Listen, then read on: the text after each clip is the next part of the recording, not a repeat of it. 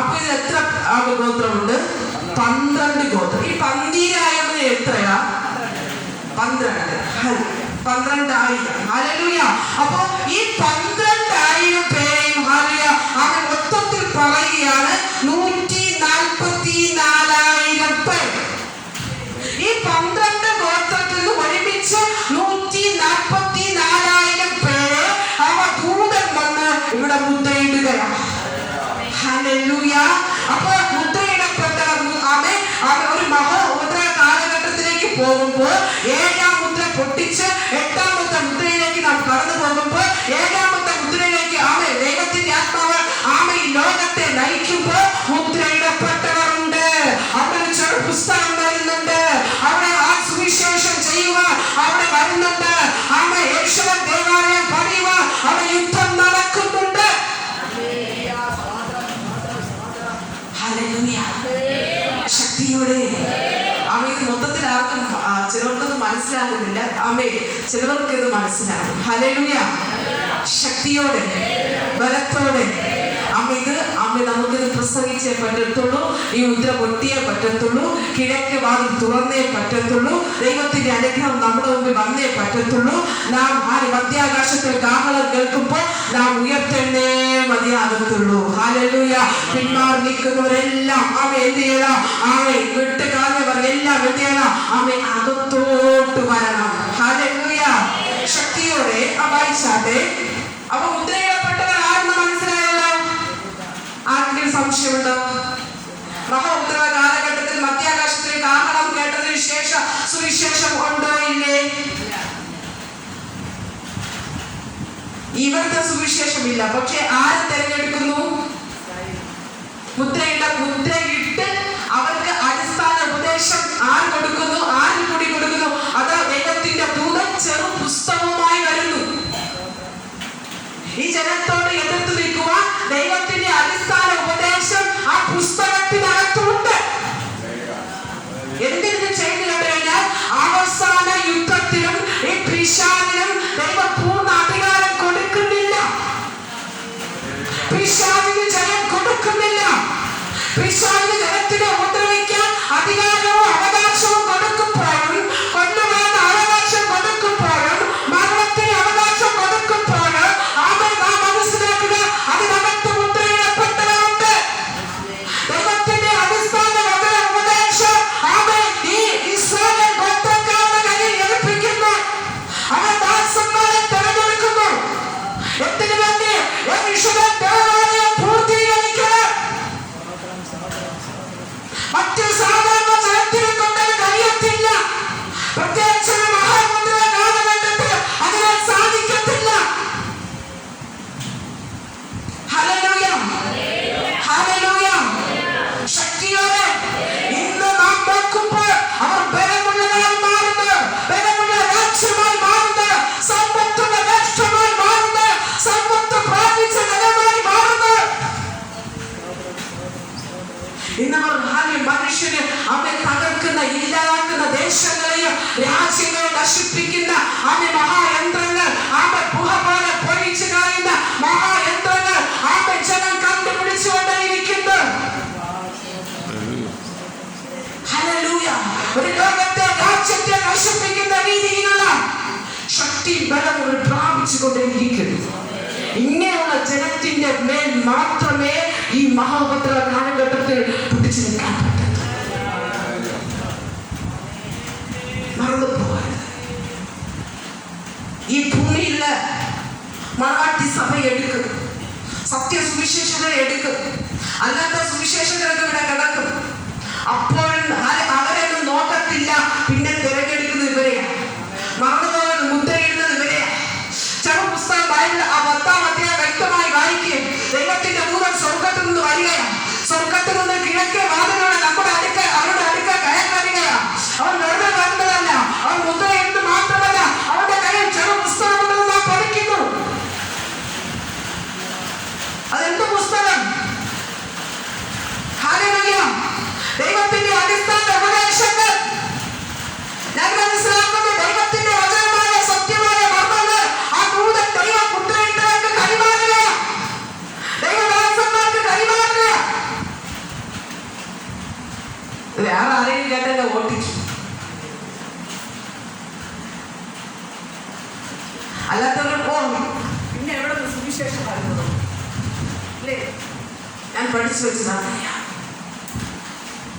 ഞാൻ പഠിച്ചു കേട്ടത് അങ്ങനെയാ.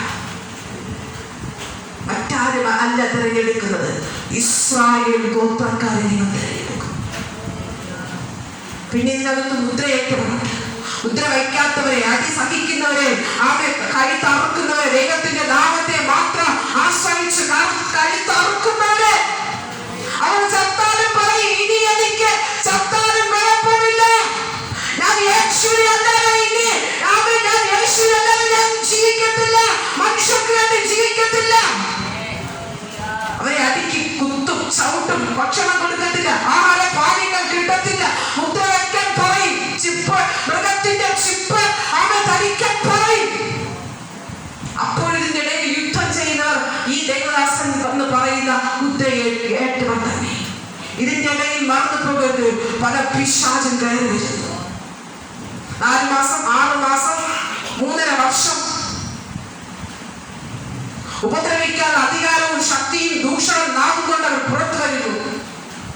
യെരൂശലേം ദേവാലയത്തിനെ കുറിച്ച് നാം വായിക്കുമ്പോൾ അവൻ അത് വ്യക്തമാക്കുന്നു. കറക്റ്റ് അതിന്റെ അക്കങ്ങൾ നമ്മൾ പരിശോധിക്കുമ്പോൾ കറക്റ്റ് 3.5 വർഷം എന്നവരെ തെളിയുന്നു. ഹല്ലേലൂയ.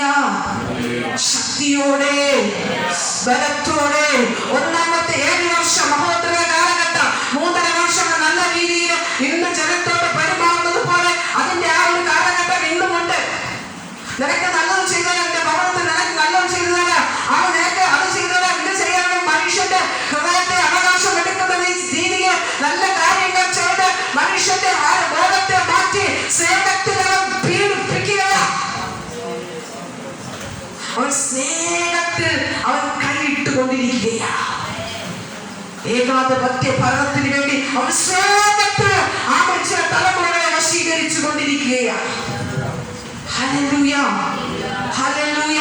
അവൻ കൈ അവകാശമാക്കും. ഒരു നാൾ ജനം വിളിച്ചു പറയും, ഈ 2 രാഷ്ട്രം വേണ്ട, ഇവർ 2 പേരെ നോക്കി ഈ 2 നന്മ കാണാനില്ല, ഈ 3-ാമത്തെ നിർത്തുന്നുണ്ടല്ലോ, അവനെ ഒന്ന് പരീക്ഷിക്കാം, അവനെ ഒന്ന് പരീക്ഷിച്ചു നോക്കാം, അവനെ നല്ലത് ചെയ്യോ, നന്മ ചെയ്യോ, കൊലപാതകം നിൽക്കോ, പീഡനം നിൽക്കുവോ, ഉപദ്രവം നിൽക്കുവോ? കാരണം നല്ല കാര്യങ്ങൾ ചെയ്തുകൊണ്ടിരിക്കുകയല്ലേ, ജനത്തിന്റെ മനസ്സിനെ പിടിച്ചെടുക്കുകയല്ലേ. ഹല്ലേലൂയ. ജനം തീരുമാനിക്കും, അന്നാലും തീരുമാനിക്കും, ഇവർ 2 പേര് വേണ്ട, മടുത്തു, ഇനി അവനെ ഒന്ന് നോക്കാം. 3.5 വർഷം നല്ലത് ജനത്തിന്റെ മധ്യത്തിൽ അവൻ ചെയ്യും. അതിനകത്ത് വെച്ച് അവൻ ഭാര്യ ഒറ്റ അധികാരം പ്രാപിച്ചെടുക്കും. ഹല്ലേലൂയ. ശക്തിയോടെ ഹല്ലേലൂയ എന്ന് കരമടിച്ച് അവൻ ശക്തിയോടെ ശക്തിയോടെ ശക്തിയോടെ ശക്തിയോടെ മുദ്രയുടെ വചനം നശിച്ചു പോകുന്നില്ല. അവസാനം വരെയും തെളിയിക്കാനാണ് ഇവരെ മുദ്രയിടുന്നത്, യെരൂശലേം ദേവാലയം പണിയുന്നത്. കാരണം യേശു രാജാവാണ്. ഹല്ലേലൂയ. അവൻ രാജാവാണ്. മറന്നുപോകുന്നത്, അവൻ രാജാവാണ്. എത്ര വേണ്ടി അവൻ മുദ്രയിട്ടു? ദൈവത്തിന്റെ വചനം അവിടെയും ചെയ്യിക്കണം.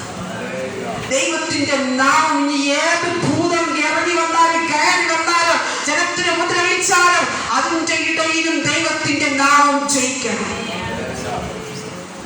ഹല്ലേലൂയ. ശക്തി. 9. ഇതിന് ശേഷം സകല ജാതികളിലും വായിച്ചാല് 9, 7-9. ഇതിന്റെ ശേഷം സകല ജാതികളിലും ഗോത്രങ്ങളിലും വംശങ്ങളിലും ഭാഷകളിലും ഉള്ളതായി ആർക്കും എണ്ണിക്കൂടാത്ത ഒരു മഹാപുരുഷായ നല്ലതിലേക്ക് ധരിച്ച് കയ്യിൽ കുരുത്തോലയുമായി സിംഹാസനത്തിന് കുഞ്ഞാടിന് മുമ്പാകെ നിൽക്കുന്നത് ഞാൻ കണ്ടു. ഒന്ന് നിർത്തിക്കൊണ്ടേ. അപ്പൊ നാം പഠിച്ചു വന്നത് മറക്കരുത്. അപ്പോ നാം യുദ്ധം ചെയ്ത് എന്ത് ചെയ്തു? നാം കഷ്ടതയിൽ എന്ത് ചെയ്തു? നമ്മുടെ ആത്മാവിനെ നേടി. ഹല്ലേലൂയ. ആ നേടിയ ആത്മാവിനെ ദൈവം എന്ത് ചെയ്തു? കാഹളം ധ്വനി കേൾക്കുമ്പോൾ അവൻ സ്വർഗത്തിലേക്ക് എടുക്കുന്നു. അതിനുശേഷം മഹോദ്രവ കാലഘട്ടം വരും. അതിനുശേഷം അതിനകത്തു ദൈവം മുദ്രയിട്ടവരെ മുദ്രയാക്കി ഇടേണ്ടവരെ ദൈവം മുദ്രയിടുന്നു. ദൈവം കൊടുക്കുന്ന വചനത്തെ അല്ലെങ്കിൽ അടിസ്ഥാന ഒരു പുസ്തകം ദൈവം അവർക്ക് കൊടുക്കുന്നു. അതിനുശേഷം ഇവർ ചിലതിനെ കാണുകയാണ്. അപ്പൊ ഈ മഹോത്തര കാലഘട്ടത്തിൽ ആരില്ല? നമ്മളില്ല. വിശ്വാസത്തോടെ പറ, ഈ മഹോത്തര കാലഘട്ടത്തിൽ നമ്മൾ ഇല്ല. നാം കഷ്ടതകൾ നേടിയ നമ്മൾ ഇല്ല. ഈ മഹോത്തര കഷ്ടം സഹിക്കാൻ നമ്മളില്ല. ഇതിന് ശേഷം സകല ജാതികളിലും ഗോത്രങ്ങളിലും വംശങ്ങളിലും ഭാഷകളിൽ നിന്ന് ഉള്ളതായി ആർക്കും എണ്ണിക്കൂടാത്ത ഒരു മഹാപുരുഷാരം വെള്ളം നിലയങ്കി ധരിച്ചു കയ്യിൽ കുരുത്തോലയുമായി സിംഹാസനത്തിൽ നിന്നും കുഞ്ഞാലിന് മുമ്പാകെ നിൽക്കുന്നവൻ ഞാൻ കണ്ടു.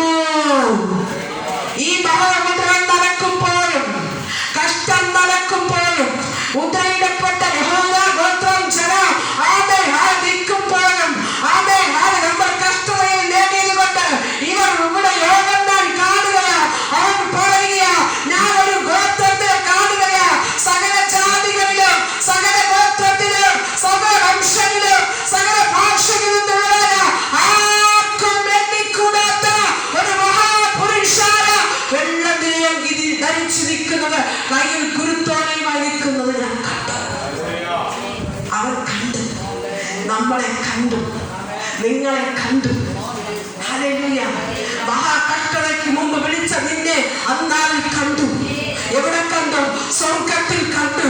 അവൻ കുരുത്തോലയുമായി സ്വർഗ സിംഹാസനത്തിൽ മൂപ്പന്മാരുടെ മധ്യത്തിൽ നിൽക്കുന്നത് കണ്ട്, നിന്നെയും എന്നെയും കണ്ട്. രക്ഷ എന്നുള്ളത് വായിച്ചാട്ടെ. സിംഹാസനത്തിൽ ഇരിക്കുന്നവനായ നമ്മുടെ ദൈവത്തിന്റെയും ദാനം എന്ന് അവർ അത്യുച്ചത്തിൽ ആർത്തുകൊണ്ടിരുന്നു.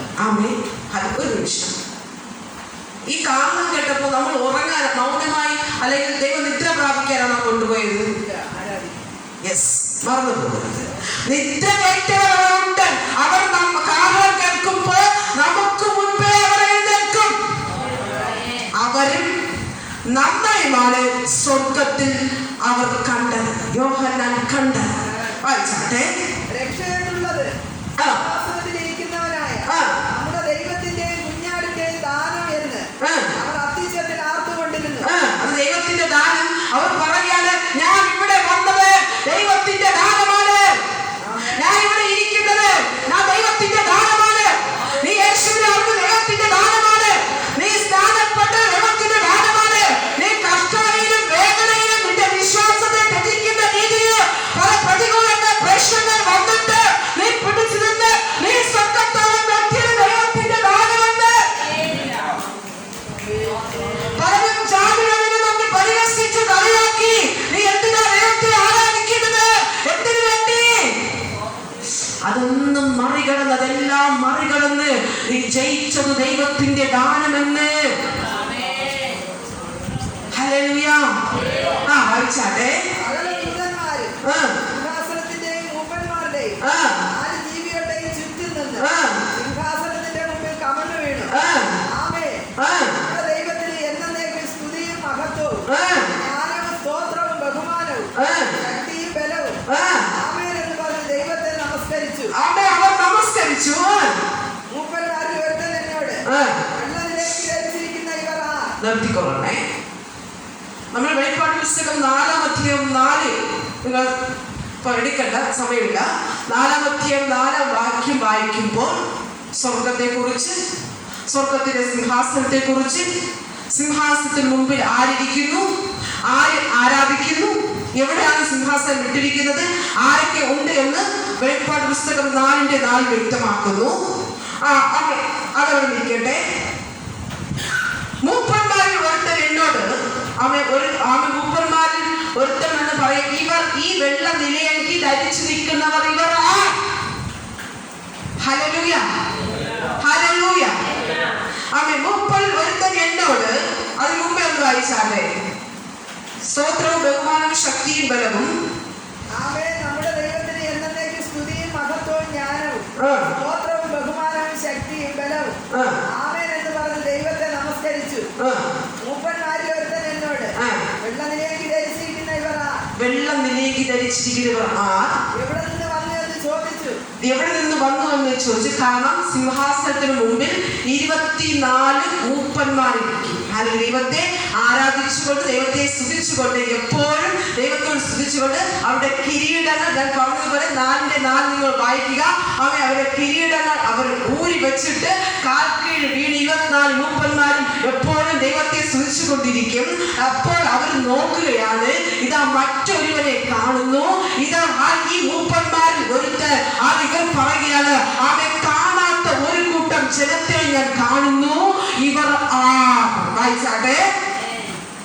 എവിടെ നിന്ന് നിങ്ങൾ വന്നു എന്ന് ചോദിച്ചു. അറിയുമല്ലോ എന്ന് ഞാൻ പറഞ്ഞത് അവൻ എന്നോട് പറഞ്ഞത്, മഹാകഷ്ടത്തിൽ നിന്ന് വന്നവർ. അപ്പൊ നിങ്ങൾ മഹാകഷ്ടത്തിൽ നിന്ന് വന്നവർ. കുഞ്ഞാടിന്റെ രക്തത്തിൽ തങ്ങളുടെ അങ്കി അലക്കി വെളുപ്പിച്ചിരിക്കുന്നു. കുഞ്ഞാടിന്റെ രക്തത്തിൽ യേശുക്രിസ്തു ശാപമായി തീർന്നതുകൊണ്ട് ജനം തന്റെ നമുക്ക് വേണ്ടി, നമ്മുടെ പാപങ്ങൾക്ക് വേണ്ടി അവൻ തന്റെ രക്തം കൊടുത്തത് കൊണ്ട് വായിച്ചാട്ടെ. കുഞ്ഞാടിന്റെ രക്തത്തിൽ തങ്ങളുടെ അങ്കി അലക്കി വെളുപ്പിച്ചിരിക്കുന്നു. അതുകൊണ്ട് അവർ ദൈവത്തിന്റെ സിംഹാസനത്തിന് മുമ്പിൽ ഇരുന്ന് അവന്റെ ആലയത്തിൽ രാപ്പകൽ അവനെ ആരാധിക്കുന്നു. അതാരാണ്? നമ്മൾ. കാഹളം കേട്ടപ്പോൾ ഉയർത്തെഴുന്നേറ്റവർ. ഇവിടെ വചനം പറയുന്നു, നിങ്ങൾ കഷ്ടതയിലാണ്, യജമാനൻ അറിയുന്നുവല്ലോ എന്ന് ഞാൻ പറഞ്ഞതിന് അവൻ എന്നോട് പറഞ്ഞത്, ഇവർ മഹാകഷ്ടത്തിൽ നിന്ന് വന്നവർ. നീ ആരാകുന്നു? നീ മഹാകഷ്ടത്തിൽ നിന്ന് പ്രാപിച്ച ആ സ്വർഗ്ഗം പ്രാപിച്ച ഹല്ലേലൂയ ശക്തിയോട് വായിച്ചാലേ. അതുകൊണ്ട് അവർ ദൈവത്തിന്റെ സിംഹാസനത്തിന് മുമ്പിൽ ഇരുന്ന് അവന്റെ ആലയത്തിൽ രാപ്പകൽ അവനെ ആരാധിക്കുന്നു. സിംഹാസനത്തിൽ. അപ്പോ നമ്മൾ യേശുവിന്റെ സിംഹാസനത്തിൽ നിന്ന് നാം കഷ്ടം സഹിച്ചവരായതുകൊണ്ട്, നാം വേദന സഹിച്ചവരായതുകൊണ്ട് അവന്റെ സിംഹാസനത്തിൽ നിന്ന്, അവന്റെ അടുക്കൽ ഇരുന്ന് നാം ദൈവത്തെ ആരാധിക്കും. ആരാധിക്കും? പറ. നമ്മൾ ആരാധിക്കും. എന്തുകൊണ്ട്? നാം കഷ്ടത്തിൽ ദൈവത്തിന്റെ സ്വർഗത്തെ നേടിയതുകൊണ്ട്. Hallelujah, hallelujah. നാം വേർപെട്ട് ദൈവത്തെ ആരാധിച്ചവരാ. യേശുവിന്റെ രക്തത്തെ രക്തം കൊണ്ട് പാപത്തെ മോചിപ്പിച്ച് ദൈവത്തെ ആരാധിച്ചവരാ. വളരെ കഷ്ടത്തിൽ നമ്മുടെ വിശ്വാസത്തെ നിലനിർത്തിയവരാ. നാം പിശാചിനോട് യുദ്ധം ചെയ്ത് എന്റെ അങ്കിയെ പാപത്തിൽ നിന്ന് ശാപത്തിലേക്ക് പോകാതെ ഞാൻ എന്റെ അങ്കിയെ അലക്കി വെളുപ്പിച്ച് മഹാകഷ്ടത്തിലും വേദനയിലും ഞാൻ നിന്ന വ്യക്തിയാണ്. അതുകൊണ്ട് ആ മൂപ്പനോട് പറയുക, ഇവർ ചെറിയ വ്യക്തികളല്ല. എന്തുകൊണ്ട് ഞാൻ ഇവർക്ക് സ്ഥാനം കൊടുത്തു എന്നറിയാമോ? സ്വർഗത്തിൽ സ്വർഗസിംഹാസനത്തിനരികെ ഞാൻ എന്തുകൊണ്ട് സ്ഥാനം കൊടുത്തു? നീ ആയിരിക്കുന്ന ദൈവമകനെ, ഞാൻ ആയിരിക്കുന്ന ദൈവമകനെ എനിക്കൊക്കെ പറയാനുണ്ട്. നിങ്ങളുടെ വാസമായ സ്വർഗം സിംഹാസനം വിട്ടിരിക്കുന്ന അതിന്റെ അരികില്. കാരണം കഷ്ടം. Hallelujah, hallelujah. നിന്റെ വിശ്വാസത്തിൽ കഷ്ടത്തിൽ നിർത്തിയത് കൊണ്ട് അവന്റെ മുഖം കണ്ടുകൊണ്ട് സിംഹാസനത്തിന്റെ അരികിൽ ഇരുന്നു കൊണ്ട് മൂപ്പന്മാരുടെ മുമ്പിൽ, ദൂതന്മാരുടെ മുമ്പിൽ, അവൻ അകവും പുറവും മുഖമുള്ള 4 ജീവികളുടെ മുമ്പിൽ നമുക്ക് ഇരിക്കുവാനുള്ള അധികാരം ദൈവം തന്നിരിക്കുന്നു. ഹല്ലേലൂയ. ശക്തിയോടെ ഒന്ന് മഹത്വം പറഞ്ഞ് ദൈവത്തിന് മഹത്വം പറ. നിന്റെ യുദ്ധം ചെറുതല്ല, നിന്റെ യുദ്ധം വലുതാണെങ്കിൽ നീ വിഷമിക്കണ്ട. നീ ദൈവത്തിന്റെ മുഖാമുഖം കണ്ട് ദൈവത്തിന്റെ അരികിൽ ആരാധിക്കാൻ പോകുന്ന വ്യക്തിയെ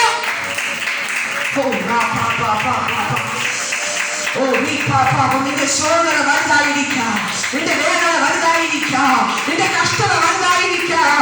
എന്തുകൊണ്ട് എന്തുകൊണ്ട് എന്തുകൊണ്ട് എന്തുകൊണ്ട് ദൈവത്തിന്റെ വലുത് നീ ദൈവത്തിന്റെ മുമ്പ് അവന്റെ കാക്കിന് അവനെ കണ്ടുകൊണ്ടിരുന്ന് വായിച്ചാട്ടെ. സിംഹാസനത്തിലിരിക്കുന്നവൻ അവർക്ക് കൂടാരമായിരിക്കും. ഇനി നമുക്ക് അവിടെ വിശക്കയില്ല, ദാഹിക്കയില്ല, വെയിലും യാതൊരു ചൂടും അവരുടെ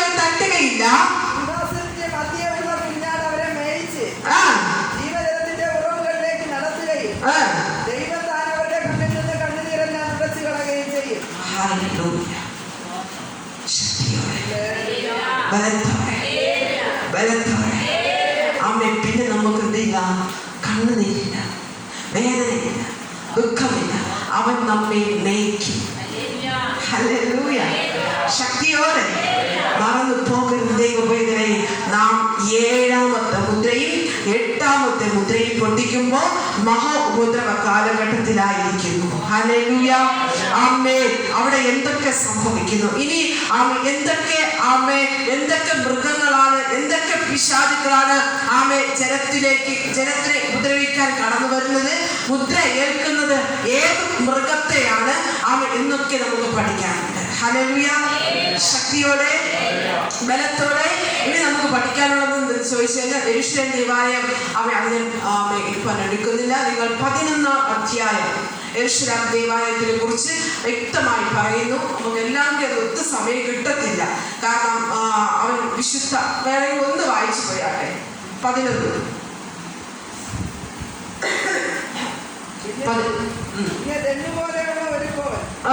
എന്റെ കയ്യിൽ കിട്ടി. കൽപ്പന ലഭിച്ചത് നീ എഴുന്നേറ്റ് ദൈവത്തിന്റെ ആലയത്തെയും യാഗപീഠത്തെയും അതെന്ന നമസ്കരിക്കുന്നവരെയും അളക്കുക. ആലയത്തിന് പുറത്തുള്ള പ്രാകാരം അളക്കാതെ വിട്ടേക്കാം. അത് ജാതികൾ. കാരണം ഈ ആലയം എന്ത് ആലയം നിങ്ങൾക്ക് പിന്നെ ആ വിശുദ്ധ ആലയം എന്ന് പറഞ്ഞാൽ ഒരൊറ്റ വിശുദ്ധ ആലയം മാത്രമേ അവിടെയുള്ളൂ. അത് യെരൂശലേം ദേവാലയം. ഹല്ലേലൂയ.